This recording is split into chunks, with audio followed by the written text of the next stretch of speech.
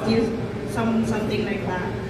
But in relation to the my second question is how well do you read people? Because if you were to guess who among the four ladies is the killer, who would you pick as the suspect and why?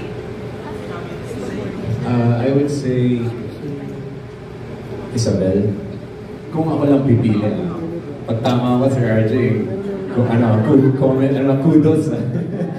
I would say Isabel kasi she's the most innocent. Usually ganun eh, parang if you're gonna put a big twist in the end, it's usually the most innocent one, and I think it's Isabel.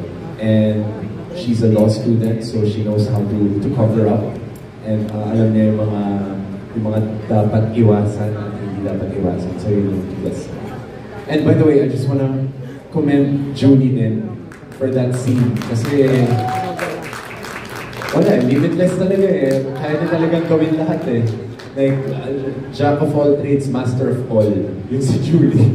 So, yun, ang galing lang din kasi grabe yung pagtanggap niya, grabe yung pag-receive niya. And sometimes, I'm a little bit too physical sa kanya. Pero hindi niya yun, hindi niya tinitake yun against me. Talagang tinatanggap lang niya. And actually, lahat sila magagaling. If I'm gonna say anything to all of these girls, na isang phrase, Isabel is the most improved. Isabel is my friend, close kami yan. Pero sobrang proud ako sa kanya kasi sobrang laki ng improvement ni Isabel. And si Gabby is the most committed from doing yung mga, kasi nakasama ko siya sa Beautiful Justice before na medyo tweetaks, gano'n. But now, Gabby has changed. Grabe yung commitment ni Gabby dito na talaga, gagawin mo to? So yun, sinabi na kay Julie. Si Mikey is the most dedicated.